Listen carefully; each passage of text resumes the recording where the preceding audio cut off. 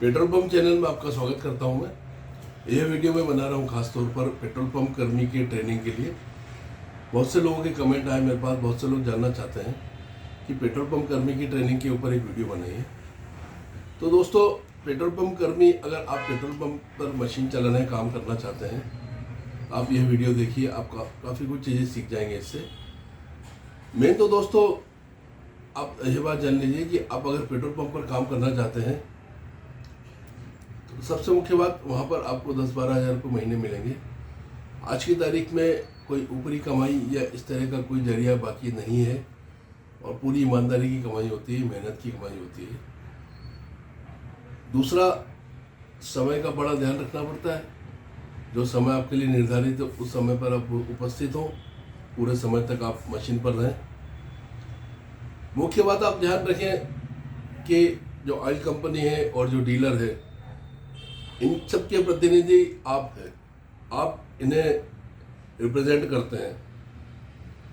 आपके ऊपर बहुत ज़्यादा जिम्मेदारी है, बहुत ज़्यादा दारोमदार है। तो इसलिए आप साफ सुथरे रहें, ड्रेस जो कंपनी द्वारा निर्धारित है पूरी पहने, जूते और टोपी के साथ में। कई लोग टोपी या जूते नहीं पहनते तो बहुत बेकार से लगते हैं, दूर से कोई देखता है तो अजीब सा लगता है। दाढ़ी वगैरह नियमित बनाए, गुटखा न खाए पॉइंट पर, ये बहुत बड़ा पॉइंट है। कंपनियां भी इसे अन्यथा लेती हैं और डीलर लोग भी अन्यथा लेते हैं। आपस में बातचीत न करें, जितना आपके ड्यूटी का समय है ड्यूटी पर ही ध्यान दें। आप किसी मॉल पर जाते हैं, दुकान पर जाते हैं तो कोई भी वर्कर अपना काम करता रहता है, चाहे खाली बैठा हो वो। मोबाइल न चलाएं, बहुत बड़ा प्रलोभन रहता है, लालच रहता है मोबाइल चलाने का खाली समय। लेकिन आप अगर पॉइंट पे है तो मोबाइल कतई नहीं चलाएं। और दोस्तों, इसमें आप कोशिश करिए कोई ऐसा पंप देखने की जहाँ सर्विस करना चाहते हैं आप, जहाँ पीएफ और ईएसआई का लाभ मिलता हो। ये आपके भविष्य के लिए अच्छा है, एक निश्चिंतता आपको पैदा होगी, काफ़ी लाभ मिलते हैं इसके। ये तो दोस्तों थी सैद्धांतिक बातें हैं। अब प्रैक्टिकल पर आते हैं कि आपको क्या क्या आना चाहिए। सर्वप्रथम तो पेट्रोल पंप की मशीन चलाना आना चाहिए। दोस्तों, इस पर मैं बहुत ज़्यादा विस्तार पर नहीं जाऊंगा, कारण कि आपको कोई पेट्रोल पंप वाला इसलिए नहीं रख लेगा कि आपको मशीन चलाना अच्छे से आती है, क्योंकि वह भी जानता है और ये कोई भी जानता है कि मात्र 2 दिन लगते हैं, टोटल 3 या 4 घंटे ज़्यादा से ज़्यादा। कोई भी पेट्रोल पंप की मशीन को चलाना सीख सकता है, ये बहुत आसान होता है।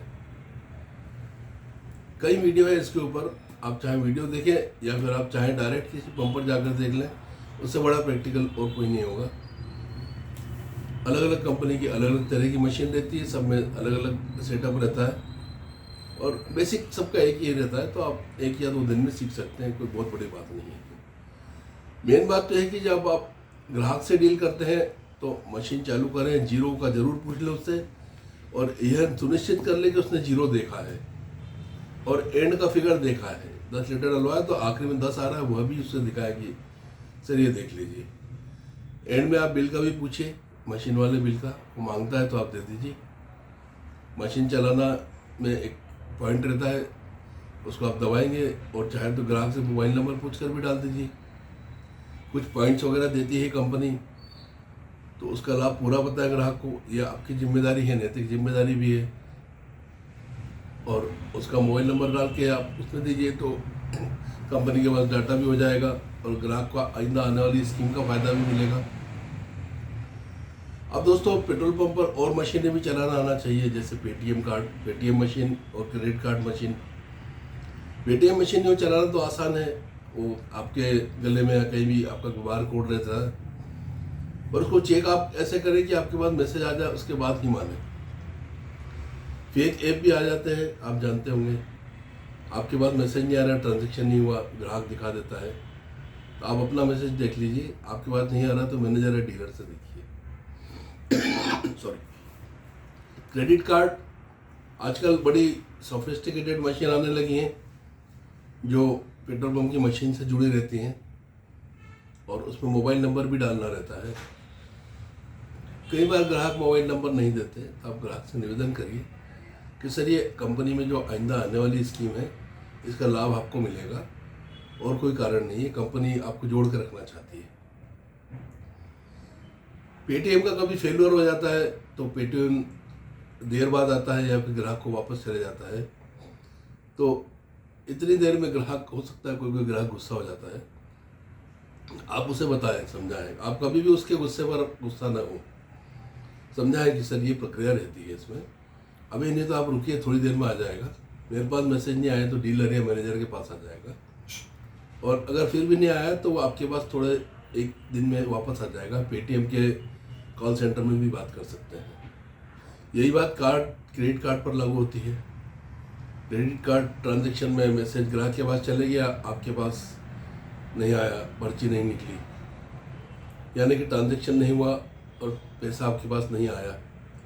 आप ग्राहक को बोल सकते हैं, आप उसमें सेटलमेंट करना सीख के बता सकते हैं उसको कि सर ये सेटलमेंट में आपका नहीं आ रहा ट्रांजैक्शन, मतलब हमारे पास पैसा नहीं आया, भले आपके अकाउंट से कट गया है, तो वह भी 1 या 2 दिन में ग्राहक के पास वापस चले जाता है। वहाँ भी वो क्रेडिट कार्ड के कॉल सेंटर में बात करेगा तो उसको आ जाएगा। फायर का एक्सटिंग्विशर चलाना आपको आना बहुत ज़रूरी है। कहीं भी आपने किसी दुर्घटना का वीडियो देखा होगा तो सारी जनता भाग जाती है, लेकिन ये रिकॉर्ड है आज तक का कि पेट्रोल पंप कर्मी नहीं भागा, जान की बाजी लगाकर फायर बॉटल चलाता है वो, और अमूमन काबू पा ही लेता है। ये अच्छे से चलाना आप सीखें, उसकी कंडीशन भी देखते रहें, मशीनों पर ही रखे रहते हैं। हो सकता है डीलर मैनेजर को कभी ध्यान न रहे कि वो पुराना हो गया है या फिर उसमें कुछ मेंटेनेंस का पाइप वगैरह खराब हो गया है, आप बताएं उसे। अलावा इसके ग्राहकों को भी ताकीद करते रहें, मोबाइल न चलाएं और ऐसा कुछ न करें जिससे दुर्घटना का अंदेशा बने हैं। ऑटोमेशन से आजकल हर पंप जुड़ा हुआ है, कंप्यूटर से जुड़ा हुआ है, सारी रीडिंग और ये सब चीज़ें कंपनी को जाती हैं लगातार। तो यह आपको पता होना चाहिए क्या होता है ऑटोमेशन, और ये आपके लिए इसलिए भी अच्छा है कि किसी ग्राहक को अगर शंका होती है कि कम पेट्रोल गया तो आप यह सीख लीजिए कि ऑटोमेशन में कैसे बताएंगे कि उसको पेट्रोल पूरा गया है। एक चीज़ आप और सीख ले तो अच्छा है, जब टैंकर आकर खाली होता है पेट्रोल पंप पर तो उसके बाद ऑटोमेशन में एंट्री करना रहती है। अगर 6 घंटे तक एंट्री नहीं हो तो फिर मशीन बंद हो जाती है। किसी स्थिति में मैनेजर या डीलर उपलब्ध नहीं है और ये चीज़ नहीं हो पाए तो फिर पेट्रोल पंप बंद हो जाता है। तो यह चीज़ अगर आपको आए तो इमरजेंसी के लिए आप ये भी कर सकते हैं। इसके अलावा हवा की मशीन चलाना आना चाहिए, भले ही आप ना चलाते हो, आप हवा पर न हो, लेकिन कभी हवा वाला खाना खाने के लिए गया है, कभी कहीं गया है, कभी छुट्टी पर है, इमरजेंसी की स्थिति है, तो वो चलाना आना चाहिए, सही प्रेशर के हिसाब से डालें आप। इसके अलावा पेट्रोल पंपों पर पीयूसी की मशीन रहती है, आप धीरे धीरे वह भी सीखें। जीवन में कुछ भी सीखते रहेंगे, आप आगे बढ़ेंगे, ये सब सीखेंगे तो आपकी कमाई भी बढ़ेगी। ऑयल चेंज करना सीख लें, ऑयल पेट्रोल पंपों पर लोग आते हैं, बाइक आती है, बड़ा आसान रहता है, आप सीख लें। आपका डीलर जरूर आपको उसके लिए अलग से पैसे देगा और उसकी ऑयल की बिक्री भी होगी। अलावा इसके एक बहुत बड़ा क्षेत्र रहता है शिकायत का समाधान। इसके ऊपर मैंने एक वीडियो बनाया है कि ग्राहकों को क्या क्या शिकायतें होती हैं, और ये पेट्रोल पंप के कर्मियों ने ही बताया कि किस तरह से किस शिकायत का समाधान करते हैं। लेकिन इन सब के मूल में आप एक जान लीजिए शिकायत के समाधान में कि आपको गुस्सा कभी नहीं करना है। ग्राहक बहुत गुस्सा करते हैं, बहुत चिल्लाते हैं, लेकिन आपको जरूर गुस्सा आएगा, लेकिन आपको काबू पाकर रखना है। आप सही हैं तो अंततः ग्राहक भी ठंडा हो जाएगा। अमूमन शिकायतें रहती है कि उसका कांटा नहीं उठा या फिर उसने जीरो नहीं देखा। मैंने शिकायत वाले वीडियो में सारे पॉइंट्स कवर किए हैं, कुछ 10-12 पॉइंट्स होते हैं, आप उसे अच्छे से देख लीजिए तो ये दिक्कतें आपको नहीं आएंगी। इसके अलावा आपको 5 लीटर का जो नाप है वो टेस्टिंग करना और ग्राहक से कराना आना चाहिए, उसको दिखाना। डेंसिटी कैसे लेते हैं ये आपको लेने आना चाहिए। कोई ग्राहक बोले तो आप उसको चेक करा सकें। ये काम ऐसे बेशक मैनेजर करवाएगा, डीलर करवाएगा, लेकिन आपको भी आना चाहिए। इसके अलावा कंपनियां स्कीम लेके आती हैं ग्राहकों के लिए अपना सेल बढ़ाने के लिए, जिसमें ग्राहकों को फ़ायदा रहता है, तो आप पूरे मनोयोग से वो स्कीमें समझें और ग्राहक को पता है यह आपका कर्तव्य, और स्कीम जो भी होती है उसका सक्सेस आपके ऊपर ही रहता है।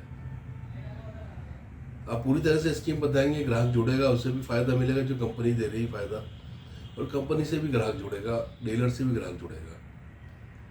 और अंत में दोस्तों, एक अतिथि स्वागत का आपको भाव होना चाहिए। यो तो हर ग्राहक के प्रति होना चाहिए। आप मुस्कुरा कर बात करें, नमस्कार करके बात करें, ग्राहक को अपनापन लगे। यह दोस्तों ऐसा विचित्र धंधा है जिसमें ग्राहक चल कर आता है। बाकी धंधे में लोग जमाते हैं, बड़ी मेहनत से ग्राहक को बुलाते हैं, तब कहीं जाके बहुत समय में जमता है धंधा।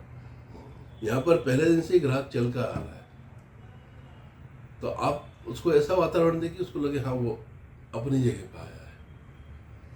अलावा इसके दोस्तों पेट्रोल पंप पर विजिट होती है, बड़े जो ग्राहक रहते हैं वो आपके डीलर से मिलने आते हैं, मैनेजर से मिलने आते हैं, उनकी अनुपस्थिति में अच्छे से उनसे टेकल करें, अच्छे से बातचीत करें, नंबर वगैरह ले लें। अधिकारीगण आते हैं तो डीलर और मैनेजर की अनुपस्थिति में आप ही जिम्मेदार होते हैं, आप ही प्रतिनिधि होते हैं, तो उनसे अच्छे से डील करें। तो दोस्तों ये पूरा मैंने आपको मूल सिद्धांत बताया। छोटी छोटी चीज़ें जो सीखने की रहती है वो आप पेट्रोल पंप पर कहीं भी जाएंगे 1-2 दिन में सीख सकते हैं, और वीडियो भी देखें, लेकिन सबसे अच्छी बात यह रहेगी कि आप प्रायोगिक प्रैक्टिकल करके देखें। 1-2 ज़्यादा से ज़्यादा 3 दिन में आप सीख जाएंगे। आपको नौकरी पर रखने के लिए कोई यह नहीं देखेगा कि आप चला सकते हो मशीन या आपने काम किया है। हर पंप वाला यह देखेगा कि आपका एटीट्यूड कैसा है, पॉजिटिविटी है आप में, इस तरह की कोई आदत तो नहीं है गुटखा खाना, बाल बड़े या इस तरह के, अपीयरेंस कैसा है। तो इन सब चीज़ों से वो आपको नौकरी अवश्य दे देगा। नौकरी लगातार आपकी कैसे चलती रहे, ये इन सब चीज़ों पर निर्भर है कि आप ये चीज़ें कैसे सीखते हैं। शुभकामना सहित नमस्कार, धन्यवाद।